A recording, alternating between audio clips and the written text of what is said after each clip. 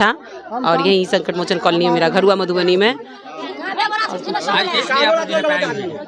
अभी जो देख रहे हैं अभी सर्दी का कितना ज़्यादा प्रकोप है मधुबनी में, और जहाँ तक कि जिला प्रशासन ने भी अभी बंद किया हुआ है, सब जगह स्कूल वगैरह बंद कर दिए हैं। बहुत ज़्यादा ठंड यहाँ पे पड़ रही है। उसको देखते हुए हम लोगों को लगा कि हमारा ईशा मैथिल फाउंडेशन की तरफ से हम लोग यहाँ पे आज आए हैं कंबल वगैरह का वितरण करने के लिए, जो बहुत ही नीडी हैं। वार्ड नंबर 9 में और महादलित टोला है ये, इसके बीच में आए हुए हैं और इसमें बहुत ही ज़रूरतमंद है जिनके पास बहुत ही चीज़ों का अभाव है। उसमें एक ठंड में कंबल का भी बहुत ज़रूरत था इन लोगों को, तो उनके बीच में हम लोग आज आए हैं बांटने के लिए।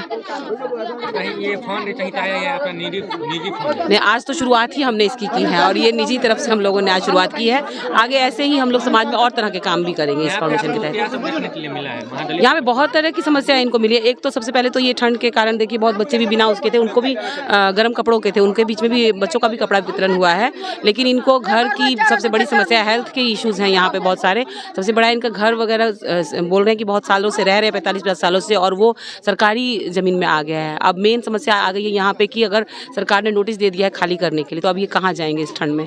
तो वो समस्या हमने सुनी है। इस फाउंडेशन के तहत हम लोग चाहेंगे कि इनकी बातें आगे तक पहुँचाएँ और इनकी मदद करें जहाँ तक हो सके। आप अपना परिचय दे दीजिए। जी, मेरा नाम रीना सराफ हुआ।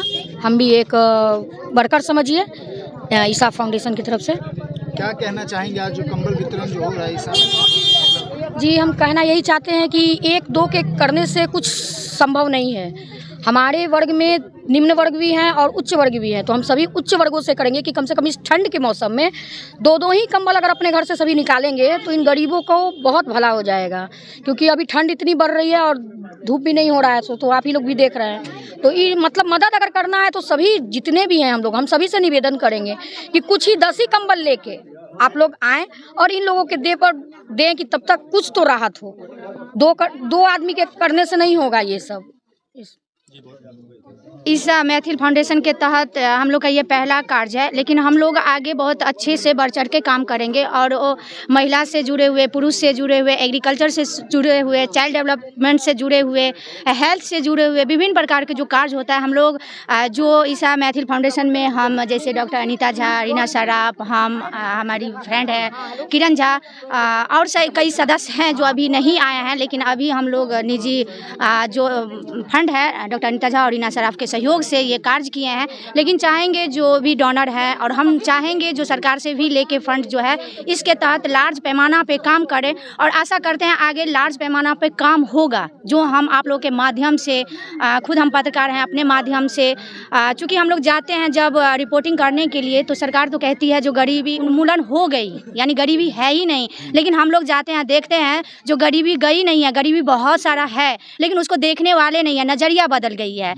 बड़े बड़े आदमी अपने नज़र से देखते हैं, हम लोग जब जाते हैं तो हम लोग अपने नज़र से देखते हैं और देखते हैं बहुत सारी गरीबी है। यहीं पे आए हैं तो देखे हैं कई लोग समस्या दिखाई है जो सही में बहुत बड़ी समस्या। अगर हम लोग को रहने के लिए घर ही ना रहे फिर आगे हम लोग कहाँ करेंगे, खाना पीना सोना हम लोग कहाँ करेंगे। घर कम से कम है तो भूखे पेट भी हम लोग घर में जाके सोते हैं, अगर हम लोग के घर ही नहीं है। तो हम लोग ईशा मैथिल फाउंडेशन के तहत हम सभी महिलाएँ प्रशासनिक जो भी होगा वहाँ तक जाएंगे आवाज़ लेकर।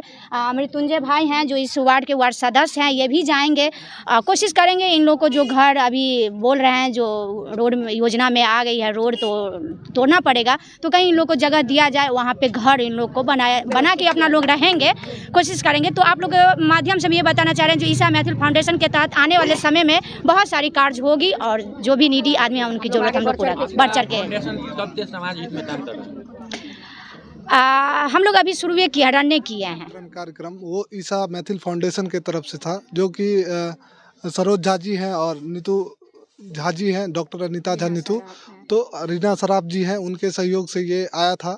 और जैसे ही हमको पता चला हमने कहा जो हमारे पास ऐसे हमारे वार्ड में ऐसे लोग हैं जिनको सही में ज़रूरत है, और मैंने उन लोगों से भी बात किया और उन लोग को एक जगह बिठाया और उसके बाद महादलित बस्ती में आज आके कंबल वितरण किया, जहाँ पे इन लोगों ने आके जो ज़मीनी हकीकत है होता क्या है, आप लोगों ने कहा पार्षद को कहे, लेकिन पार्षद के पास उतनी शक्ति नहीं है जो आप लोगों को कुछ दे पाए।